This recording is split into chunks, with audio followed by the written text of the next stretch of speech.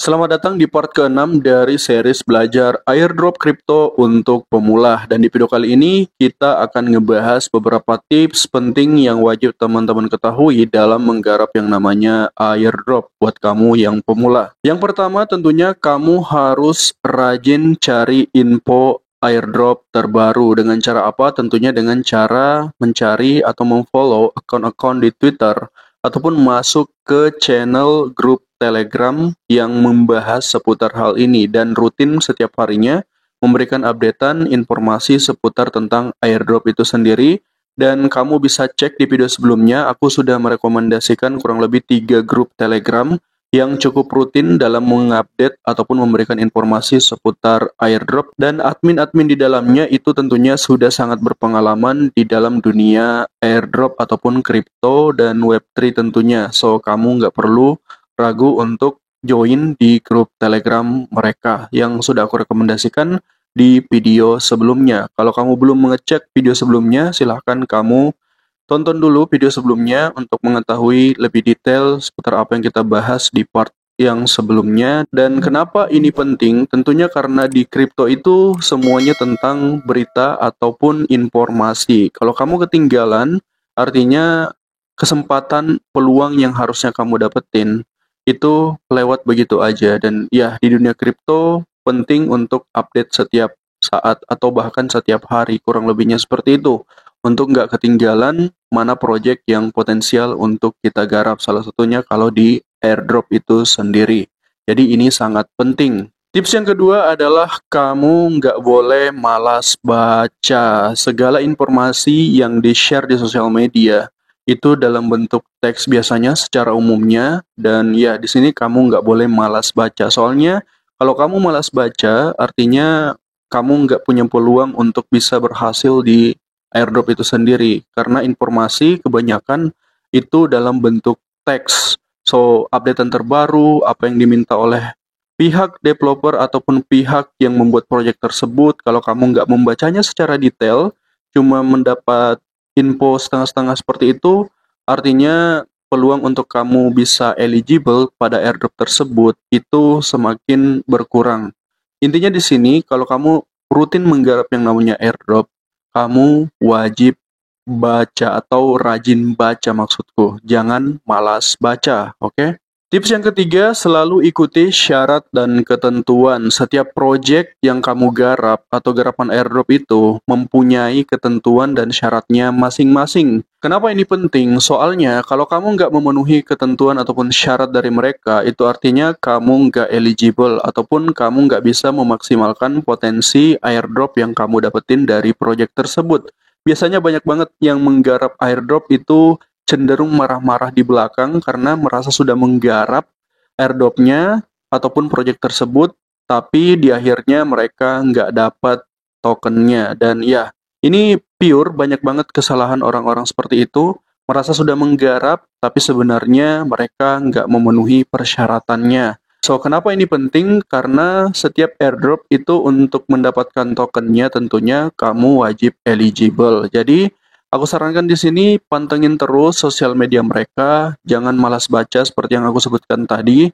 Pantengin terus updatean terbaru mereka agar kamu nggak ketinggalan informasi terupdate dari project yang kamu garap tersebut. Karena kalau kamu ketinggalan informasinya, mereka misalnya meminta persyaratan A, tapi kamu karena malas baca, malas memantengin sosial media mereka, akhirnya kamu ketinggalan dan nggak bisa memenuhi persyaratan apa yang mereka minta tersebut tadi. Jadi, jangan heran kalau kamu nggak mendapatkan airdrop atau token yang seharusnya kamu dapatkan. Karena pada awalnya sendiri kamu nggak ada niat dalam mengikuti updatean yang mereka telah berikan. Intinya di sini, kamu wajib mengikuti syarat dan ketentuan yang telah mereka sediakan, seperti itu.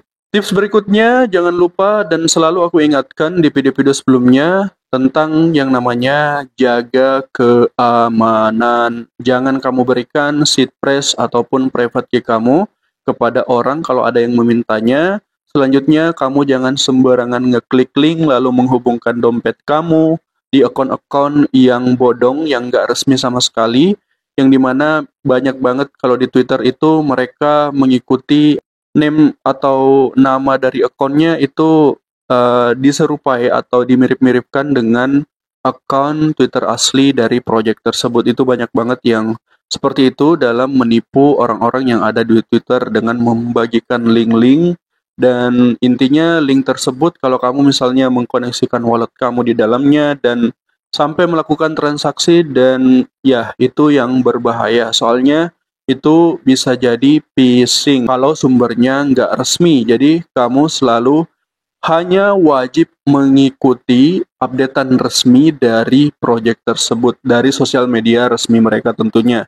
Kalau kamu melihat sosial medianya itu nggak resmi, awas, berhati-hati dan jangan melakukan apa yang mereka minta. Kurang lebihnya seperti itu. Karena di dunia kripto tentunya itu banyak banget yang scam, so kamu wajib berhati-hati dalam menggarap airdrop tentunya dan segala macamnya. Tips berikutnya adalah diversifikasi. Diversifikasi yang aku maksudkan di sini adalah kamu jangan menggarap cuma satu project airdrop doang, terus kamu berharap bakalan dapat banyak dari situ. Itu cenderung nggak seperti itu, karena kalau kamu berekspektasi terlalu tinggi, cuma meletakkan telur kamu di dalam satu keranjang seperti itu dan berharap misalnya di project airdrop tersebut akan memberikan kamu keuntungan seperti itu, biasanya cara kerjanya nggak kayak gitu dan bahkan cenderung ekspektasi kamu itu bakalan dipatahkan.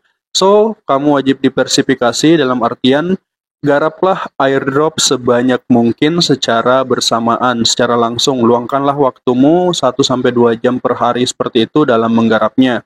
Lagian di airdrop ini kamu bisa menggarapnya juga sembari sambil kerja. Di sini menggarap airdrop fleksibel. Jadi itu yang apa ya, salah satu keuntungannya lah kurang lebihnya. Jadi aku sarankan kamu garaplah airdrop sebanyak mungkin secara bersamaan. Soalnya kita nggak tahu rezeki kita ada di project yang mana. Intinya kamu jangan menggarap cuma 1, 2, 3 airdrop doang, terus berharap banyak di ketiga project tersebut. Tips terakhir yang bisa aku sampaikan di video kali ini adalah sabar dan konsisten. Semua orang yang di awalnya menggarap airdrop itu sendiri, itu butuh kesabaran dan konsistensi sampai mereka berhasil. Kamu jangan berpikir kalau project airdrop ini itu bisa memberikan kamu keuntungan dengan cepat, misalnya dalam jangka waktu mungkin mingguan semacam itu nggak seperti itu konsepnya. Kamu wajib sabar dalam menggarapnya, biasanya memakan waktu berbulan-bulan atau bahkan ada yang sampai tahunan, dan kalaupun sudah sampai waktunya token kamu bisa klaim, itu pun nggak menentukan token tersebut mempunyai nilai jual yang tinggi kalau proyeknya proyek asal-asalan. Tapi kalau proyeknya itu cenderung punya potensi seperti yang ada di DeFi ataupun Depin dan yang segala macamnya, itu memang terkadang punya potensi, namun menggarapnya itu butuh waktu berbulan-bulan. So, turunkan ekspektasi kamu kalau kamu berpikir di dalam airdrop itu kamu bisa mendapatkan uang yang cepat.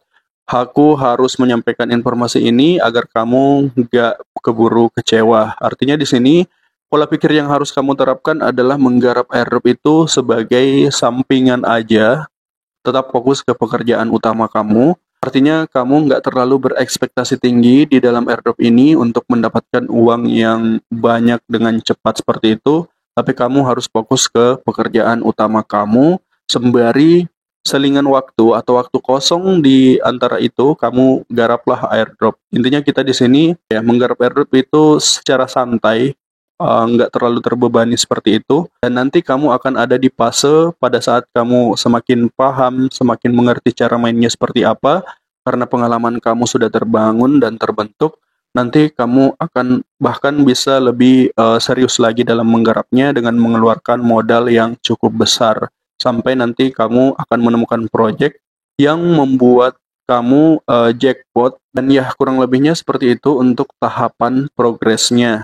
Artinya di sini yang aku sampaikan, aku sarankan kamu jangan berpikir kalau airdrop itu bisa mendapatkan uang yang cepat. Tentu enggak. Di sini kita butuh kerja, kerja konsistensi, Konsistensinya di sini pun termasuk fleksibel ya, santai, kamu cuma di depan layar handphone kamu, di depan laptop kamu, dan itu dilakukan di waktu-waktu luang kamu, kurang lebihnya seperti itu. Dan airdrop ini anggaplah cuma sekedar sampingan, biar kamu nggak kecewa nantinya.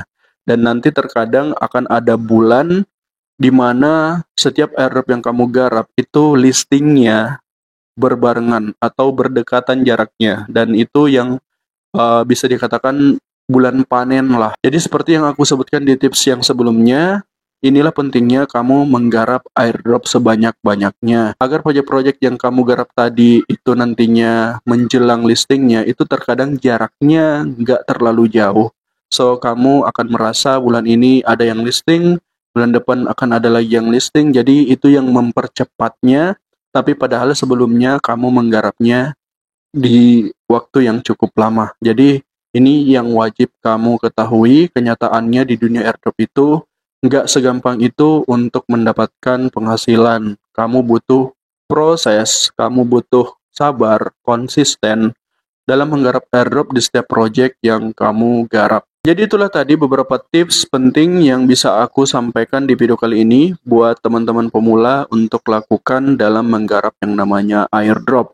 Untuk kamu yang mungkin sudah pro dan mungkin melihat video ini, dan kalau aku ada mungkin miss, silahkan tambahkan di kolom komentar bawah biar teman-teman yang lain itu bisa terbantu dari komentar-komentar yang kamu berikan. Dan tentunya kalau tips-tips yang kamu berikan itu benar, tentunya aku mengucapkan terima kasih banyak, dan ya, itu yang aku harapkan di video kali ini. Dan tentunya terima kasih buat teman-teman yang sudah menyimak sampai detik ini. Sampai jumpa lagi di next part video dari series belajar airdrop crypto untuk pemula. Di series terakhir nanti kita akan ngebahas hal ini.